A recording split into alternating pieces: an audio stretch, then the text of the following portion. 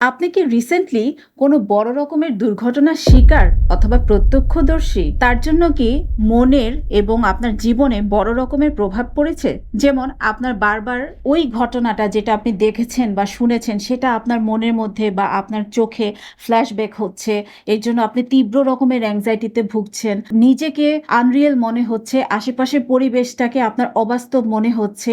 এরকমটা কি প্রবলেম হচ্ছে? ঘুমের প্রবলেম হয়? আপনি কি চিৎকার করে জেগে উঠেন? আপনার ঘুম ভেঙে যায়, আপনি ভয় পান, আপনি ওই জায়গাটাকে এভয়েড করেন, ওই রিলেটেড কথা বলতে আপনি এভয়েড করেন, আপনি জোর করে ভুলে থাকতে চান, আবার আপনি এমনও হচ্ছে যে আপনি ভুলেই যাচ্ছেন।